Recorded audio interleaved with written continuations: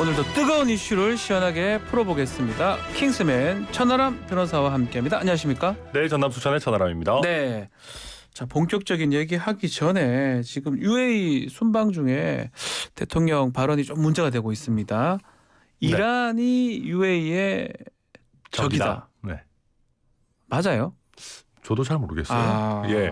어제 뭐 외교부에서 나와가지고 뭐 일반적으로 좀 죄송합니다. 그렇게 알려져 있다 네. 뭐 이런 식으로 얘기를 하긴 하던데 저는 외교부도 그렇고 저희 국민의힘도 그렇고 이 이슈를 뭐 확대할 필요가 없는 것 같아요. 그러니까 물밑에서 이란한테 좀 잘 설명하고 이게 어찌 보면 대통령이 장병을 격려하는 과정에서 뭐랄까 요즘 즉흥적으로 한 하신 것이다. 얘기다 보니까 이거를 뭔가 이렇게 확대시키기보다는 좀 물밑에서 이란과의 조율을 잘 해야 되지 않나 뭐 그렇게 보입니다. 어쩌면 그게 어쩌면 정답일 수 있겠네요. 네, 사실은 뭐. 정확하게 우리 다른 나라 관계를 다른 나라 정상이 규정하기 쉽지 않죠. 그럼요. 예. 이제 게다가 근데 저희 입장에서 좀 뼈아픈 부분은 이제 이런 대통령의 발언이 나왔을 때 이제 네티즌들 사이에서 막 이런저런 뭐 이렇게 막 약간 이런 게 좀 생기더라고요. 밈 같은 계란 게. 얘기도 나오고 예, 뭐 이란이 아니고 계란 아니냐, 뭐 거란족 아니냐, 뭐 이런 식으로 이제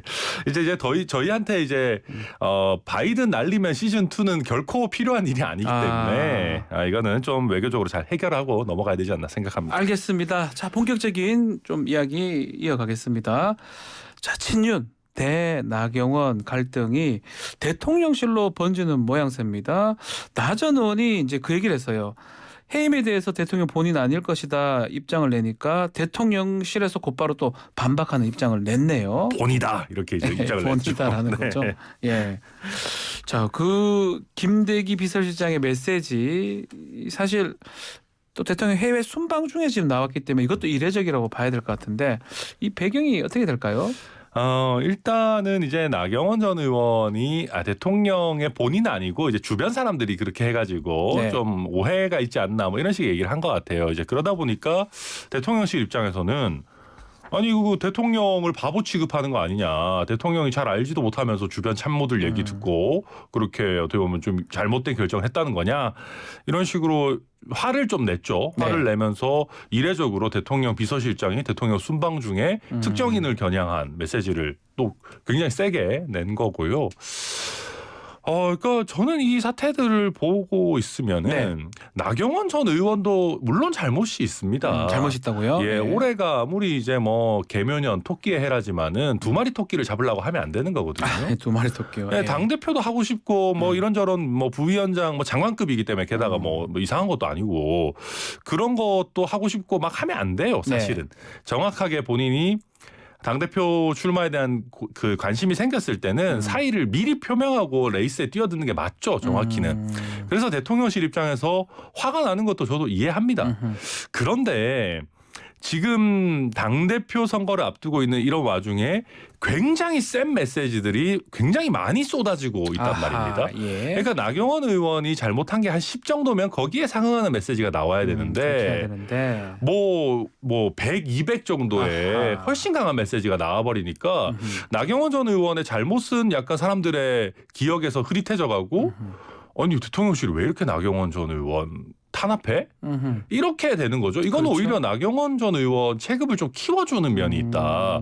저는 뭐 그렇게 보입니다. 이게 지금 국민의힘 우리 당협위원장이시니까 좀 질문을 드려보면 이렇게 대통령이 외교 순방 중인데 여권 집안 싸움으로 비춰질 수 있잖아요. 이런 부분은 국민들이 봤을 때는 안 좋게 여길 것 같아요. 그러니까 지금이 약간 좀 볼썽사나운 느낌이라서 그렇긴 한데 저는 대통령 순방 중이라고 해서 정치가 멈출 수는 없다고 생각하거든요. 된다. 그러니까 지금 나경원 전 의원의 행동에 대해서도 보면은 뭐 대통령이 순방 중인데 어떻게 이럴 수가 있냐 뭐 이렇게 하시는 분들도 계시는데 아니 대통령 순방 중이셔도 전당대회의 레이스는 진행되는 거 아니겠습니까? 뭐 해야 되겠죠. 네, 그래서 뭐 이 어떤 순방 중이기 때문에 어떠한 잡음도 만들지 마라. 저는 그것도 좀 안 맞는 얘기라고 생각합니다. 자, 이 대통령실 입장도 입장이지만 당내 초선 의원들의 움직임 이것도 좀 눈에 띕니다. 일사불란한 것 같아요. 뭐 48분인가요? 이렇게 연설을 해가지고 나경원 전 의원이 뭐 대통령에게 사과를 해야 된다. 또 굉장히 강경한 어조로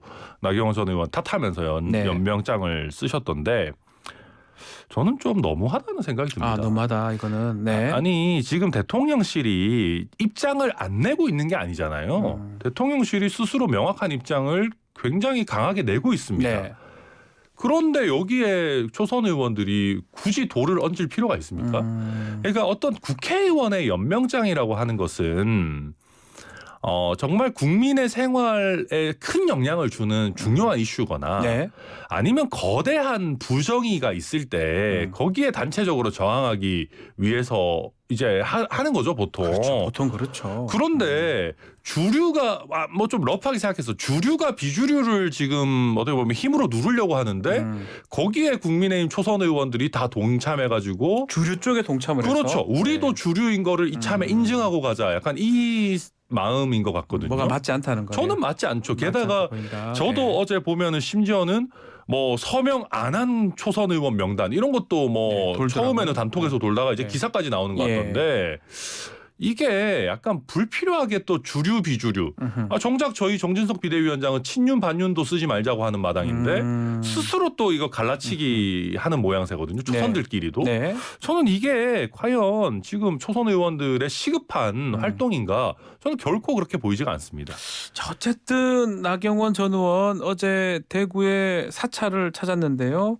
마음의 결심이 거의 섰다면서 자, 의미심장한 말로 들리기도 한데 이 정도면 뭐 이제 출마를 하는 겁니까?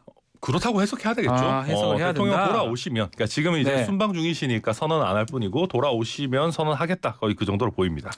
자, 유승민 전 의원.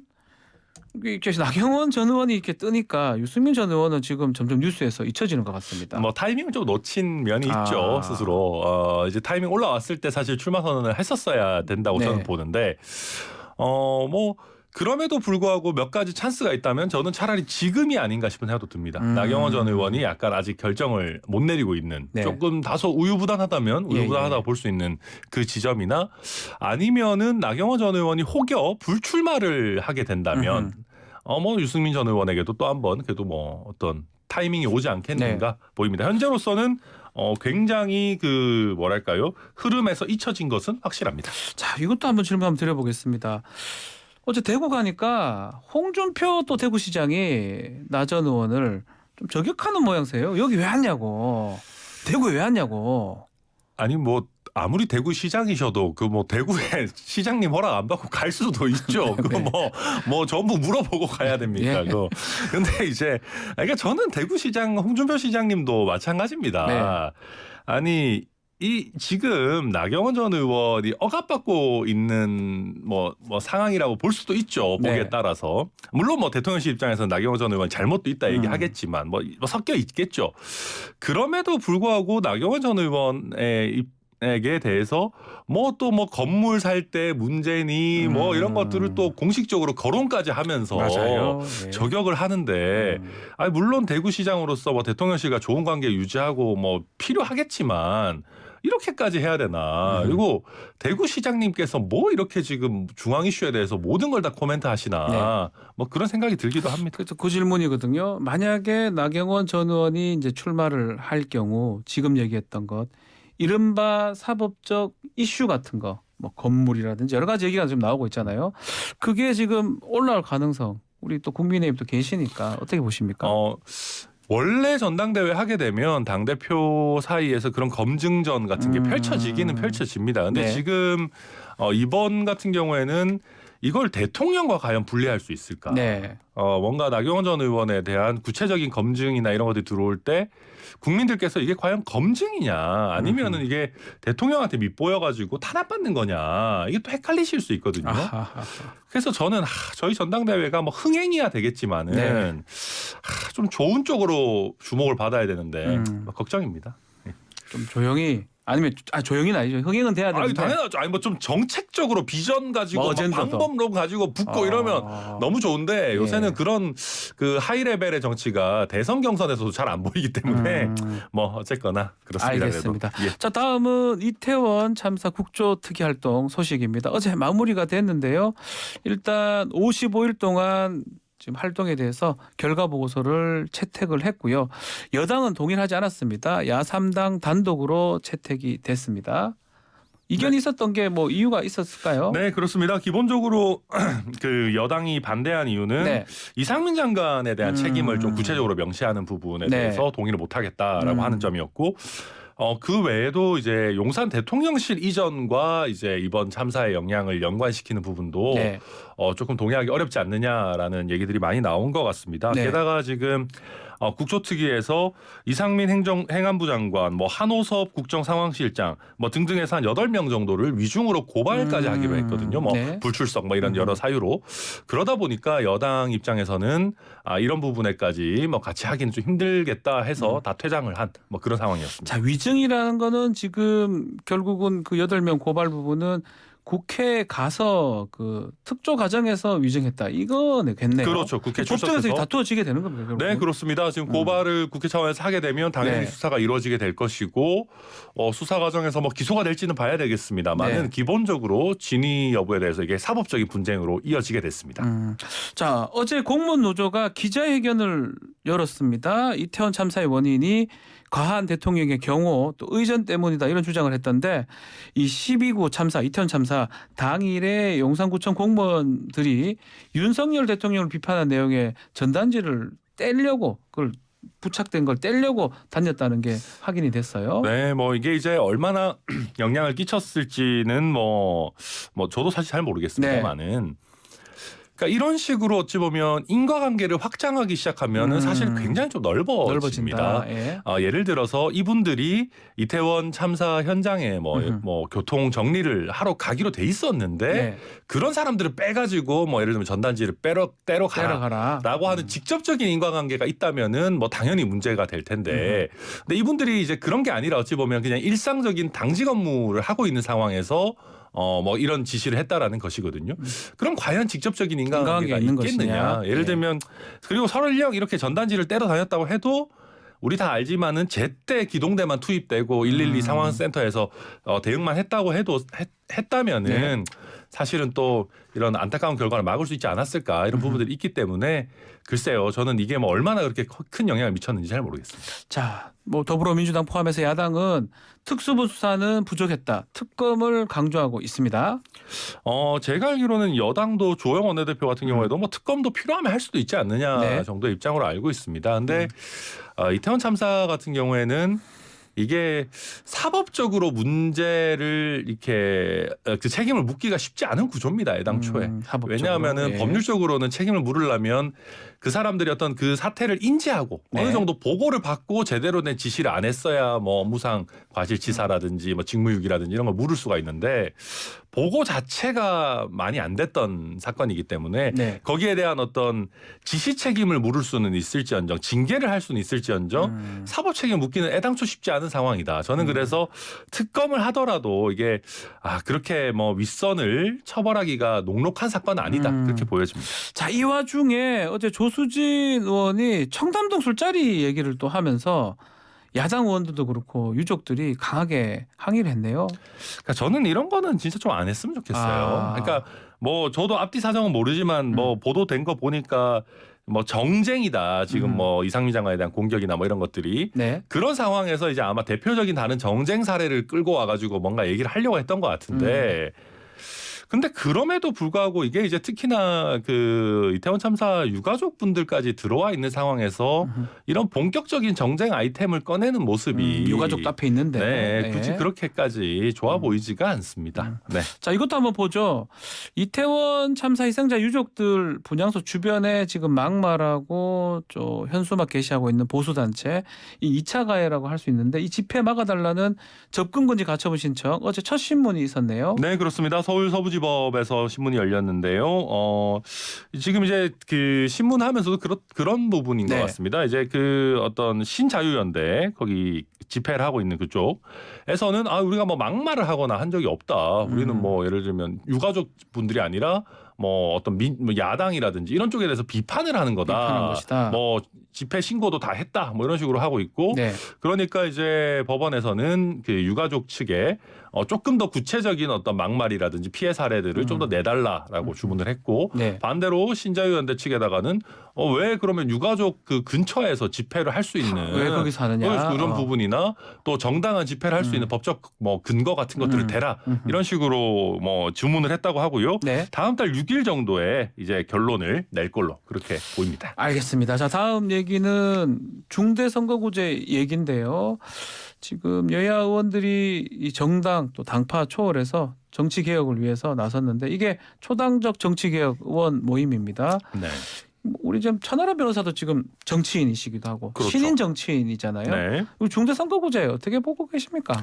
그러니까 저는 기본적으로 지금이 최악이지 않나 이런 생각을 지금 합니다. 소선거구제 제도. 네, 이게 예. 우리나라 특유의 어찌 보면 그 지역주의랑 소선구제가 결합을 하면서 네.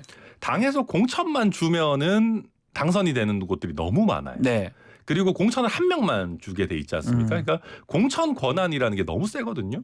아까 우리 초선 의원들 연명장 얘기도 하고 그랬습니다마는 뭐 꼭 이번 연명장뿐만 아니라 의원들이 줄 서는 게 하루 이틀 일이 아니거든요. 줄 서야 되죠. 네, 그러니까 공천 저는 받으려면 줄 서야 되니까요. 저는 네. 그래서 국회의원이 요즘 같은 때 보면 10명 이상 필요한가 싶은 생각도 들어요.